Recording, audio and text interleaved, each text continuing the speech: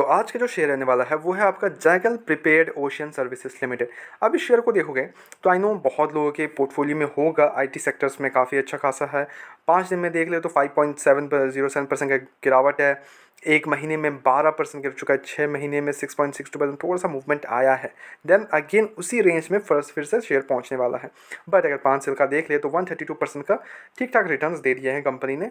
Okay, अब checkout करते हैं। इसके रिजल्ट्स वगैरह आ चुके हैं तो उस बेसिस पे भी हम चेकआउट करें कंपनी को क्या करना चाहिए, आगे के लिए हम रख सकते हैं या फिर होल्ड कर सकते हैं, क्या करना चाहिए, वो सारी चीज़ें डिस्कस करेंगे। तो पूरा वीडियो अंत तक देखो ताकि आपको हर एक चीज़ समझ में आए। कुछ भी डाउट होता है प्लीज़ कमेंट इट डाउन। लेके चलता हूँ आपको मैं स्क्रीनर पे। अब अगर मेन चीज़ का जो काम रहता है, देखो कंपनी का पोर्टफोलियो वो होना चाहिए बिकॉज ऑफ द करती क्या है काम, ठीक है। कंपनी फाइनेंशियल सॉल्यूशंस प्रोवाइड करती है and products to manage the business expenses of corporates, SMEs and startups to automated and innovative work flows. ठीक है, आप किसी भी शेयर पे पैसा नहीं लगा रहे हो, आप उस बिजनेस पे पैसा लगा रहे हो। ठीक है, ये सोच के किसी भी आप शेयर में इन्वेस्ट करना। कंपनी का एक अच्छा खासा बेस है, okay, because of this startups को फाइनेंस करना, फाइनेंसिंग सॉल्यूशंस देना कॉर्पोरेट्स को, एसएमईज को, तो ये एक फ्यूचरिस्टिक सेक्टर है, no doubt in this. Market cap देख ले तो 4,929 करोड़ का मार्केट कैप है। इट्स नॉट लाइक कि हाई बहुत ज़्यादा लार्ज कैप वगैरह, स्मॉल कैप कंपनी है। करंट प्राइस 367 का चल रहा है, हाई लगाया था 597 के अराउंड। स्टॉक का पी ओवर वैल्यूड है ऑब्वियसली, 51 चल रहा है। इंडस्ट्री पी हालांकि 13 का है। डिविडेंड कंपनी ने दिया नहीं है कभी। आर ओ देखो तो आर ओ 9.60, 15 के बहुत ही ज़्यादा नीचे है। तो ओके, ऐसा नहीं कि बहुत ज़्यादा है। आर ओ ओके है, कोई इशूज़ नहीं है। कंपनी पर जो डेप्ट है वो अगर देख ले तो 16.4 करोड़ का डेप्ट है, विच मेक्स इट डेप्ट equity 0.01, which is pretty good. देखो कंपनी पे अगर डेप्ट नहीं रहता है तो कंपनी फोकस कर सकती है अपने ग्रोथ पे। एक साल का रिटर्न -2.08, ओके।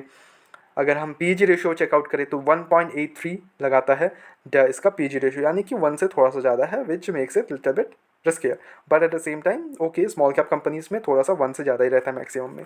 अब अगर इसके बैलेंस शीट चेकआउट करें तो 1,234 करोड़ का कंपनी पास रिजर्व्स है। तो हमें डेप्ट के कारण फेलियर के चांसेस ना के बराबर दिख रहे हैं। अब आ जाते हैं क्वार्टर रिजल्ट्स पे, जो कि मेन चीज़ है। सेल्स में देख लो आप 331 करोड़ रुपीज़ का देखने को मिल रहा है हमें सेल्स, जो कि पिछले ईयर 252 करोड़ का था। एक बढ़िया जंप देखने को मिल रहा है ईयर टू ईयर बेसिस पे। ऑपरेटिंग प्रॉफिट कंपनी का वो देखने को मिल रहा है 31 करोड़ रुपीज़, जो कि पिछले ईयर 22 करोड़ रुपीज़ का एक बढ़िया जंप देखने को मिल रहा है। ऑपरेटिंग मार्जिन घटने नहीं दिया, बहुत ही बढ़िया है, 9% से ऑपरेट कर रहे हैं, बहुत ही बढ़िया। अदर इनकम 12 करोड़, जिसके कारण जो प्रॉफिट बिफोर टैक्स बन के आता है वो है 35 करोड़ रुपीज़। अब जो टैक्स देना पड़ा कंपनी को वो 25% है।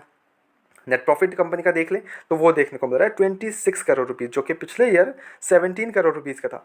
एक बढ़िया जंप देखने को मिल रहा है। अर्निंग पर शेयर 1.37 से बढ़ के 1.93 हो गया है। क्वार्टरली गिरे हैं no doubt in this, but year to year देखें तो एक बढ़िया जंप ले रही है company. At the same time company बहुत सालों से पॉजिटिव में है। ये नहीं कि छोटी कंपनी है तो नेगेटिव में दिया है, नहीं, ऐसा कुछ नहीं हुआ है। They are in pure positive sector, pure positive. ठीक है, पूरा बैलेंस शीट इनका पॉजिटिव है, विच इज़ प्रिटी गुड। ठीक है, मेंटेन रखना बहुत इंपॉर्टेंट होता है, अपने बैलेंस शीट को मेंटेन रखना बहुत इंपॉर्टेंट है। And they are in positive, literally बहुत ही बढ़िया। क्वार्टर इन्वेस्टर्स का भरोसा देख ले, प्रमोटर्स ने अपना स्टेक बेचा था, बट अगेन मार्च में आते आते इन्होंने अपना स्टेक फिर खुद से ही खरीद लिया। अपना स्टेक खुद ही खरीद रहे हैं। एफ ने अगर देख ले तो 8.50% का स्टेक है। डी के पास 10% का स्टेक है। तो बेचा किसने था? डी ने बेचा था। पब्लिक तो बेच नहीं रही है, ठीक है, पब्लिक तो बैठी है भाई, हम तो बैठेंगे। बढ़िया, इन्होंने इंक्रीज ही कर दिया है पब्लिक ने। मार्च 2025 से देख ले तो 34% से 36% कर दिया है। ठीक है, अपना स्टेक खरीद रहे हैं, प्रीटी गुड। ठीक है, no doubt in this. At the same time अगर आपका लॉन्ग टर्म का नज़रिया है तो keep tracking the results and everything. ठीक है, वो बहुत इंपॉर्टेंट है। डेप्थ देख लो आप, डेप्थ वगैरह ट्रैक करते रहना। ओवर वैल्यूड हो गए, बहुत ज़्यादा ओवर वैल्यूड हो जाता है तो गिरने के हाई चांसेस होते हैं। कुछ भी अगर थोड़ा सा भी बुरा न्यूज़ आता है then like fall, madly fall करता है। लिटरली बता रहा हूँ, बहुत मैडली फॉल करता है, फिर वो संभल नहीं पाते हैं। ठीक है, फिर इमोशंस वगैरह सब इधर उधर टूटने लग जाते हैं। ठीक है, तो कीप ट्रैकिंग द रिजल्ट्स अगर आपका एक लॉन्ग टर्म नज़रिया है। ठीक है, ये सजेशंस रहने वाले हैं, कोई भी बाइंग सेल कमीशन बिल्कुल भी नहीं है, ओनली सजेशंस है। और बहुत ज़्यादा आपने अगर एक ओवर वैल्यूड प्राइस पे लेके रखा है, थोड़ा टाइम रुक जाओ, आराम से जब नीचे आता है स्टेबल रहता है तब एवरेजिंग की तरफ जाना। ठीक है, एवरेज तब करना, बिकॉज काफ़ी अच्छे खासे रिजल्ट देखने को मिल रहे हैं। तो यहाँ से तेज़ी देखने को मिल सकता है हमें, बिकॉज अभी मार्केट ही गिरा हुआ है, तो उसके कारण थोड़ा सा हमें गिरावट देखने को मिल रहा है हर एक शेयर में। ठीक है, बाकी नो डाउट अच्छे कंपनी है, एक लॉन्ग टर्म के लिए अच्छा बन सकता है। ऐसे रेगुलर अपडेट्स के लिए चैनल को सब्सक्राइब करो, वीडियो को लाइक करो। मिलता है नेक्स्ट वीडियोस में।